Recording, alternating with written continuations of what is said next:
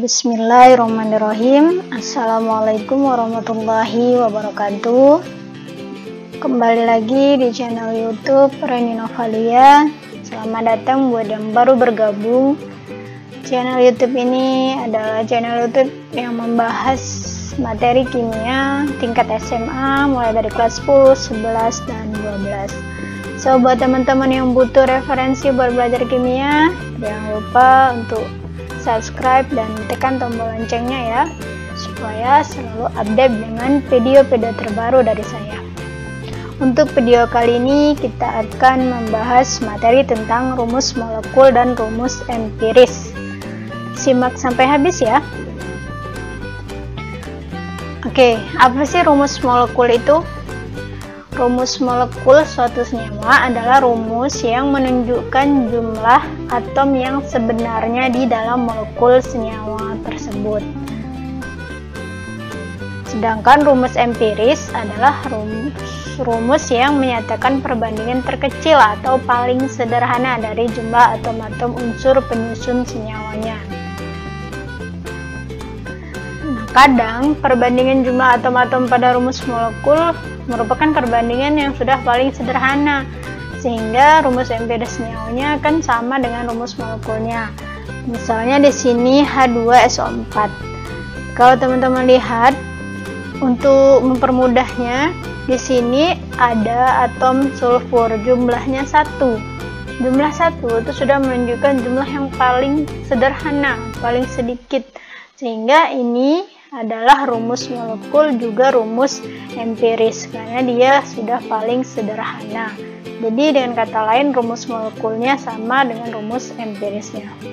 Nah, di sini ada beberapa contoh rumus molekul dan rumus empiris. Ada air, ada amoniak, ada glukosa dan benzena. Nah, di sini kalau teman-teman perhatikan ada beberapa yang rumus molekul dan rumus empirisnya sama, seperti yang sudah saya jelaskan sebelumnya ya, bahwa rumus molekul itu rumus sebenarnya, rumus senyawa yang jika kita temui dalam kehidupan sehari-hari, itulah rumus kimia sebenarnya. Sedangkan rumus empiris ini sudah merupakan perbandingan terkecil dari rumus molekul itu sendiri, jadi sudah disederhanakan lagi.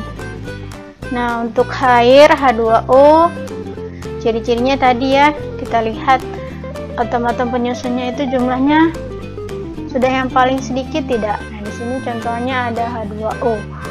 Oksigen di sini jumlahnya sudah 1, sudah paling sederhana, sehingga rumus molekul dan rumus empirisnya sama, yaitu H2O. Begitupun dengan amoniak.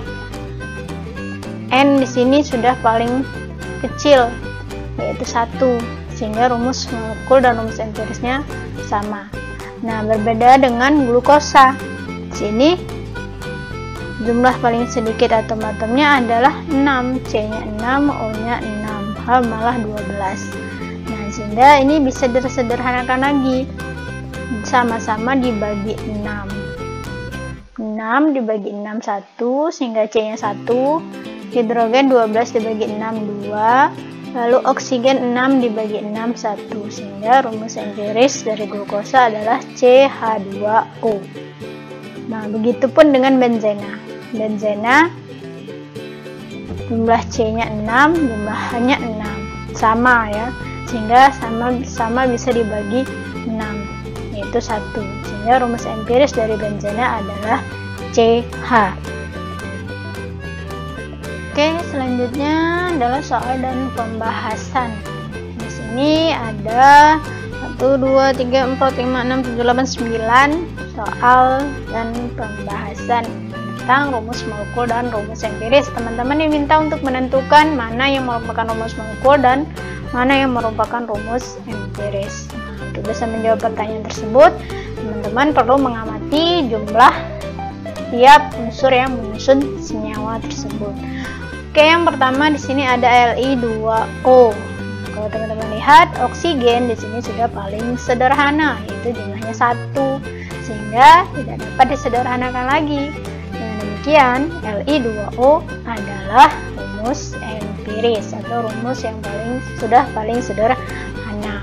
Lalu bagaimana dengan Al2O3? Nah, di sini memang yang paling sedikit jumlahnya adalah 2, tapi jika kita sederhanakan, misal kita sama-sama bagi 2, maka AL kita peroleh 1 dan O 1,5. Tidak ada ya jumlah atom desimal. Jadi dengan kata lain, AL 2O3 ini sudah merupakan rumus yang paling sederhana atau merupakan rumus empiris senyawa tersebut. Lalu bagaimana dengan C4H10? Nah, di sini masih bisa disederhanakan. Bisa ya. 4 dan 10 itu sama-sama bisa dibagi 2. Sehingga kita peroleh C2H5. Berarti C4H10 ini masih merupakan rumus molekulnya yang bisa disederhanakan lagi sehingga diperoleh rumus empirisnya adalah C2H5. Lalu bagaimana dengan BaSO4? Ya, di sini Ba dan S sudah paling sedikit jumlahnya ya, 1. Berarti dapat disimpulkan bahwa BaSO4 sudah merupakan rumus paling sederhananya atau rumus empiris senyawa tersebut. Nah, untuk soal nomor 5 di sini teman-teman perlu mengelompokkannya terlebih dahulu karena ada 3 unsur tapi dipisah-pisah. Nanti kita perlu kelompokkan. Nah, kalau teman-teman amati C di sini ada 2, H-nya ada 4 ya, 3 ditambah 1, O-nya ada 2. C2H4O2 ya, sama ya dengan ini, sehingga bisa disederhanakan, sama-sama dibagi 2, diperoleh CH2O. Itu rumus empirisnya, berarti CH3COOH itu masih merupakan rumus molekul senyawa tersebut.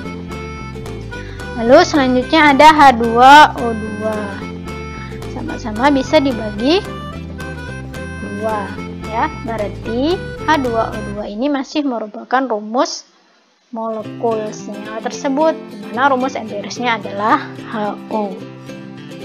Lalu selanjutnya ada C4H8O10, C4H8O2, sama-sama bisa dibagi 2, sehingga kita peroleh rumus empirisnya adalah C2H4O. Berarti C4H8O2 ini masih merupakan rumus molekulnya yang masih bisa disederhanakan menjadi rumus empirisnya, yaitu C2H4O.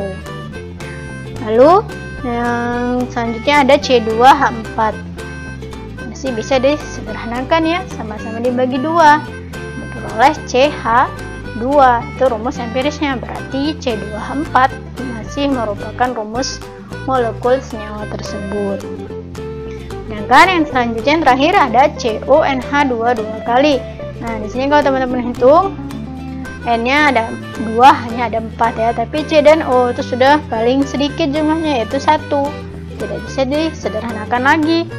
Berarti CONH2 2 kali ini sudah merupakan rumus empiris senyawa tersebut. Jadi dengan kata lain, senyawa-senyawa yang sudah merupakan rumus empiris seperti Li2O, Al2O3, BaSO4, lalu CONH2 2 kali, rumus molekulnya sama dengan rumus empirisnya karena sudah merupakan perbandingan yang paling sederhana. Ya, semoga bisa dipahami ya penjelasannya. Untuk teman-teman yang belum paham boleh ditanyakan di kolom komentar. Jangan lupa share ke teman-temannya yang lain. Saya akhiri. Assalamualaikum warahmatullahi wabarakatuh. Salam semangat.